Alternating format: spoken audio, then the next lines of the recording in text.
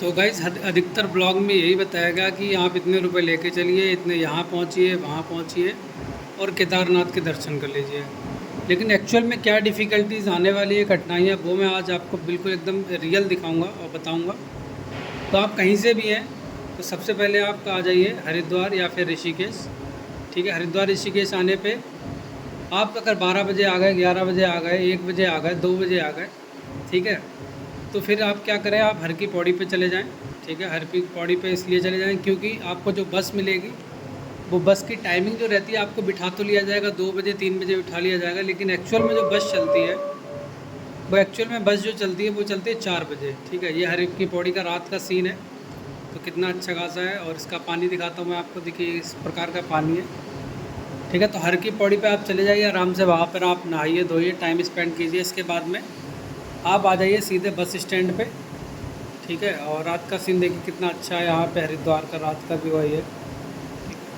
और वहाँ से आपको सीधे आ जाना बस स्टैंड पे। और बस स्टैंड पे क्या होती है, आपकी प्राइवेट गाड़ियाँ लगी होती हैं, ये है प्राइवेट गाड़ियाँ। और ये गाड़ियाँ पहले बिठा लेंगी, लेकिन एक्चुअल में ये चलेंगी 4 बजे ही, और सारी गाड़ियाँ भर जाती हैं। आपको जहाँ भी जाना है, केदारनाथ, ठीक है, और बद्रीनाथ, तुंगनाथ, कहीं भी जाना है तो यहीं से गाड़ियाँ चलेंगी। जिसका किराया जो रहेगा वो अलग अलग रहेगा। और आपका जो केदारनाथ के लिए उसका किराया 600 रुपये है।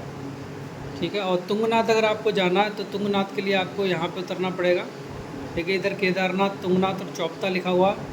ठीक है, ये बीच में रास्ता पड़ता है, एक तरफ आपका केदारनाथ चला जाता है, दूसरा तुंगनाथ। ठीक है, और देखिए इधर लोग ये तुंगनाथ के लिए चले गए और ये हम सीधे केदारनाथ की ओर चले गए। इसका नाम जो है वो कुंड है, इसको हम कुंड बोलते हैं। अगर आपको कहीं भी उतरना तो कुंड बोल सकते हैं आप, उखीमठ जिसे बोलते हैं। ठीक है, और अच्छा खासा नज़ारा देखिए, वो सामने जो है वहाँ पे तुंगनाथ की रास्ता चली गई। और सीज़न चल रहा है तो सीज़न में देखिए किस प्रकार जाम लगा हुआ है। तो ये तो ऑब्वियसली है कि आपको जाम मिलेगा। तो जो 10 घंटे का सफ़र है वो आपको 12 घंटे में तय करना पड़ेगा। और ये कुछ इस प्रकार सुबह का व्यू है, देखिए ये आपका सोनप्रयाग का व्यू है। ठीक है, देखिए सोनप्रयाग का किस प्रकार का व्यू है, आपको मैं दिखा रहा हूँ। कितनी लंबी लाइन लगी हुई है, और यहाँ पे रजिस्ट्रेशन आपके चेक कर रहे हैं। और रजिस्ट्रेशन अगर नहीं है तो आप आधार कार्ड से रजिस्ट्रेशन आप बनवा सकते हैं, यहीं पे हैंड टू हैंड बन जाते हैं।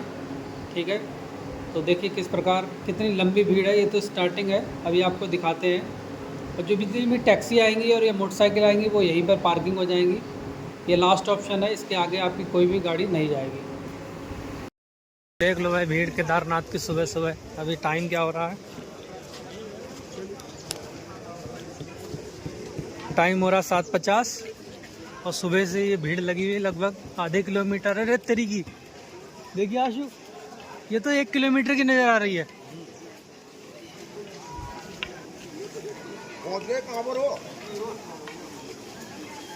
और अभी ये लाइन लगी हुई है, और ये केदारनाथ की ये सोनप्रयाग की लाइन है। सोनप्रयाग में अभी ये सब रजिस्ट्रेशन होंगे यहाँ पे सभी के।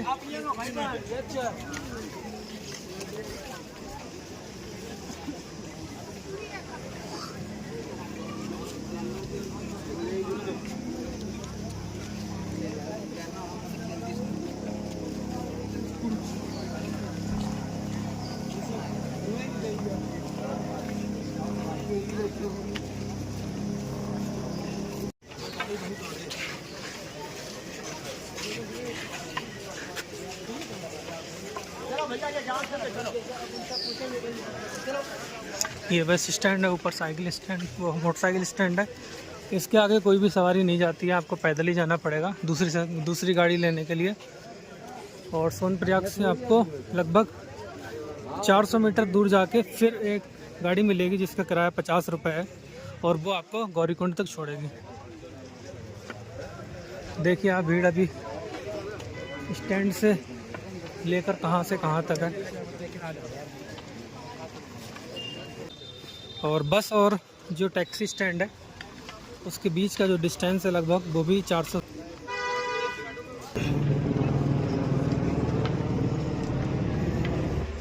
देखिए अभी लाइन चल ही रही है, ये गाड़ी आ रही है, ये गाड़ी स्टैंड पे लग जाएगी और स्टैंड के आगे आपको पैदल जाना पड़ेगा दूसरी गाड़ी लेने के लिए। और ये तो अभी सोनप्रयाग की लाइन है, सोनप्रयाग की लाइन है। गौरीकुंड में ऑलरेडी पहले से ही लोग कल शाम को रुक गए थे, बहुत सारे लोग। बट ट्रैकिंग जो है वो नाइट में भी चलती रहती है, तो आप नाइट में भी ट्रैकिंग कर सकते हैं, ऐसा कुछ नहीं है। बट आपको बारिश का ध्यान रखना पड़ेगा, क्योंकि बहुत तेज़ अगर बारिश होती है तो आपको कहीं ना कहीं रुकना पड़ेगा, क्योंकि बारिश में पत्थर गिरने का चांसेस रहते हैं और फिसलने का चांसेस रहता है। ठीक है, तो देख सकते हैं कितनी लंबी लाइन है, अभी भी लाइन चल रही है और ये पहाड़ों के पीछे तक लाइन है। शाम को आया था तो शाम को इतनी भीड़ नहीं थी। शाम को मैं जब पहुंचा था यहाँ पे लगभग 1 बजे के आसपास, 3 बजे हमने ट्रैकिंग यहाँ से स्टार्ट करी थी। तो देखा जाए तो दोपहर में 1 बजे मैं यहाँ आ गया था, नाश्ता पानी करके, रजिस्ट्रेशन चेक करा के। तो वहाँ पर उस समय इतनी ज़्यादा भीड़ नहीं थी, बिल्कुल गिने चुने ही, लगभग हद से ज़्यादा होंगे तो 50 लोग होंगे। फिर हम गौरीकुंड पहुँचे। गौरीकुंड पहुँचने के बाद में हमने ट्रैक स्टार्ट कर दिया था 3:30 बजे, 3-3:30 बजे, और हम लोग पहुँच गए थे। देखा जाए तो हमने एक स्टे लिया था बीच में, 8.5 किलोमीटर के बाद में एक स्टे लिया था, और स्टे लेने के बाद में हमने दोबारा जो ट्रैकिंग स्टार्ट करी थी वो 2 बजे स्टार्ट कर दी थी, रात के 2 बजे। और हम जो केदारनाथ है वो हम 5:30 बजे के आसपास पहुंच गए थे। फिर हमने वहाँ पे नहाया धोया, और नहाए धोने के बाद में लाइन में लग गए, और 8 बजे के आसपास, 8 से 5 तक दर्शन हुए। 5 बज गए थे शाम का, क्योंकि इतनी भीड़ थी।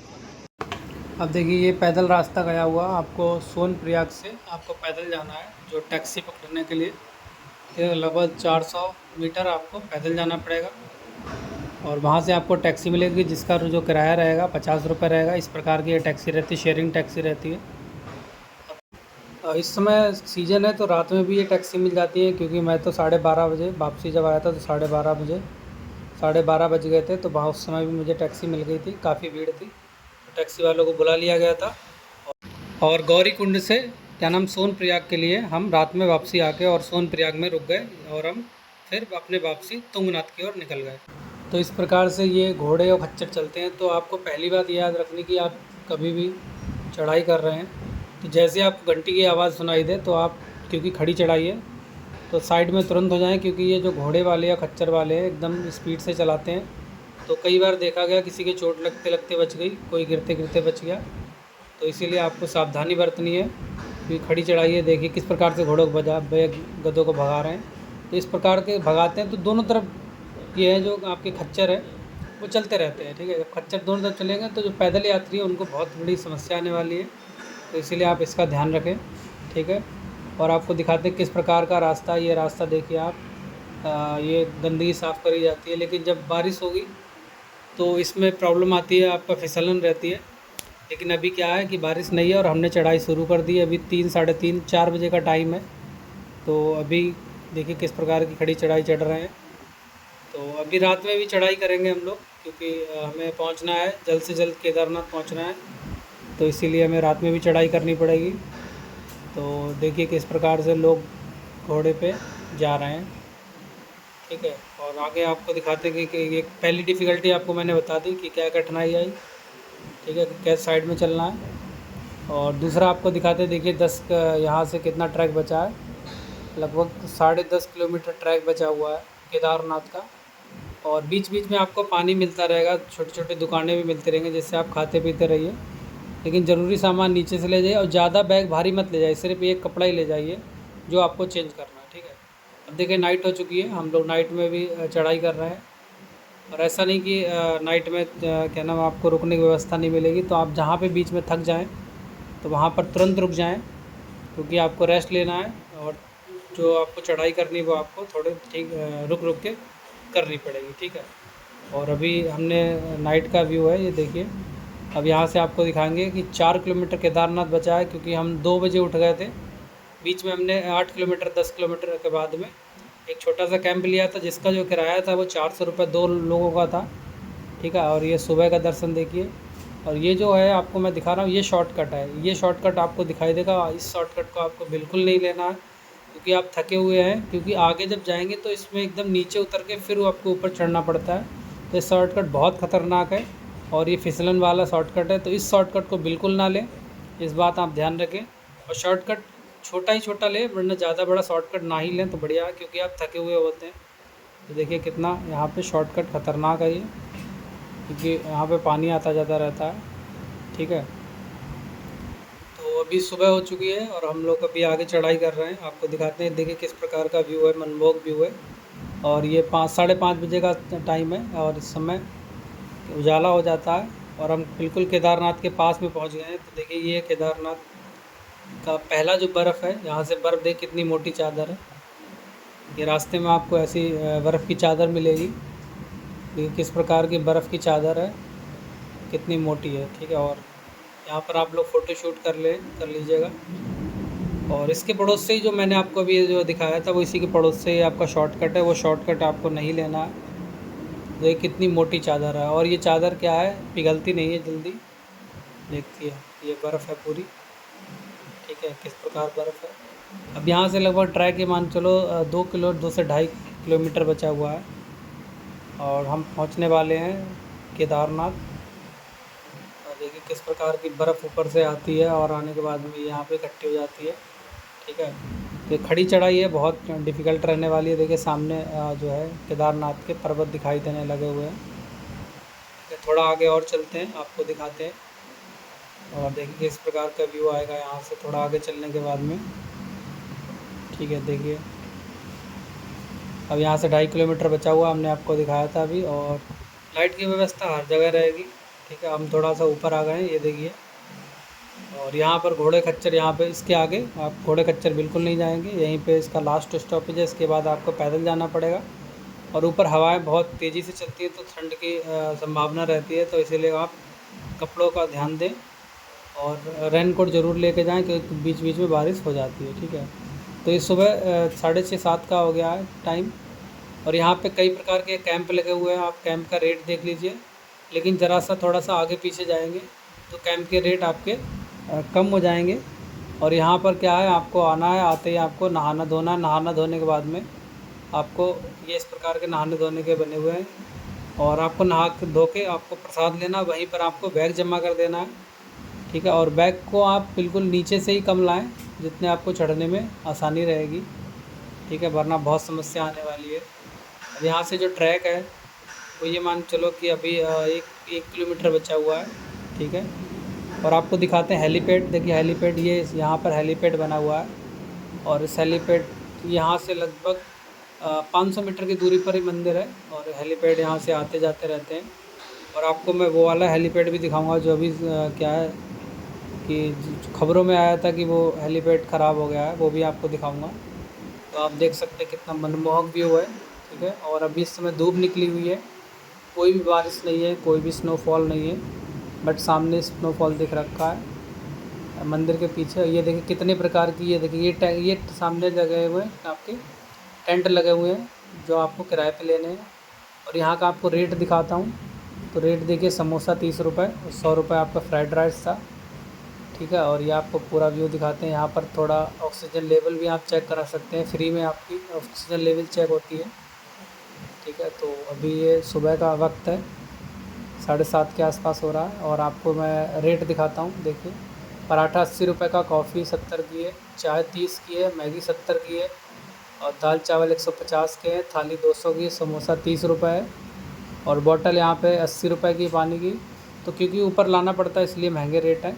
ठीक है, और देखिए ये जो पास में है, ये जो टेंट से लगे हुए हैं, कैंप जिसे बोलते हैं, इनका जो रेट रहने वाला है वो आपका, आप जितने में उनको कन्वेंस कर सकें, 500, 600, 400, 700, 300, क्योंकि यहाँ पर 300 भी मिला हुआ है, 300 का भी मिलता है और 400 का मिलता है, आप जितना कर सकें। देखिए ये जो गेट आ गया है, अब इस गेट के आगे आपका ये गेट आ गया, इस गेट के आपके मंदिर शुरू हो जाएगा। इस गेट के आगे कोई भी घोड़ा खच्चर नहीं जाता है। ठीक है, और ये हेलीपैड मैं आपको दिखा रहा हूँ। देखिए ये इस प्रकार के हेलीपैड रहते हैं। ठीक है, थोड़ा आगे लेके चलता। हाँ, ये वाला जो था, ये जो ख़राब हो गया था, ये देखिए नीचे अभी रखा हुआ है, ये ऊपर नहीं आ पाया था। यही इसकी न्यूज़, हेलीपैड की न्यूज़ आ रही थी। और फिर आपको जल्दी से जल्दी नहा धो के लाइन में लग जाना है। देखिए कितनी लंबी लाइन है, और ये अभी तो मैंने आपको बीच में दिखाया है, और ये लाइन घूमते घूमते लगभग 3 से 4 किलोमीटर के ज़्यादा हो जाती है। देखिए कितनी लाइन है, और ये अभी आधी दूरी है देखिए वो पीछे तक लाइन दिख रही, वो देखिए वो सामने दिखाऊंगा मैं आपको अभी जूम करके। तो देखिए ये अभी लाइन लगी हुई है, और अभी ये घूम के देखिए अभी फिर दिखाऊंगा थोड़ी सी। और ये देखिए ये सामने दिख रही ये लाइन है। तो जहाँ से हेलीपैड शुरू हुआ था उससे भी पीछे से लाइन है। तो देखा जाए तो डिस्टेंस तो 2 ही किलोमीटर, लेकिन घूम फिर के देखा जाए तो लगभग 3 किलोमीटर की आपकी लाइन लगी हुई है। तो ज़्यादा भी हो जाती है, क्योंकि डिपेंड करता है कि जो सुबह सुबह जो रहते हैं कि सारे यात्री क्या करते हैं, सुबह सुबह भीड़ लग जाते हैं और दिन में ये भीड़ कम हो जाती है। और ये मौसम ख़राब हो चुका है, 3 से 4 बज रहे हैं इस समय, क्योंकि 8 बजे से हम लगे हुए हैं। ठीक है, और ये मौसम यहाँ पे ख़राब हो गया, बारिश हो गया, तो इसीलिए रेनकोट आपको रख के ले जाना है। दर्शन करते हैं तब भी आप रेनकोट आपको जेब में रख के ले जाना है, या छोटी सी आप एक बैग टाइप में आप आगे टांग लीजिए, जिसमें मोबाइल वोबाइल सारी सब कुछ आप रख लीजिए। ठीक है, तो देखिए किस प्रकार की यहाँ पर भीड़ है, बहुत भीड़ रहती है। देखिए ये देखिए, और जूते चप्पल मंदिर परिसर में उतार रखे लोगों ने, जबकि इन्हें बाहर रहना चाहिए। और दर्शन करने के बाद में फिर आपको बाहर जाना है, और फिर आपको फ़ोटोग्राफी जितनी करनी वो कर लीजिए। ये जस्ट मंदिर के सामने का व्यू है। ठीक है, और देखिए मैं आपको दिखाता हूँ कितना अच्छा व्यू है यहाँ सामने, देखिए बिल्कुल कितनी अच्छी पहाड़ियाँ हैं, और एकदम बर्फ़ जमी हुई है। और मंदिर दर्शन करने के बाद मैं आपको एक पहाड़ी दिखाऊंगा जिस पे आपको चढ़ना होता है।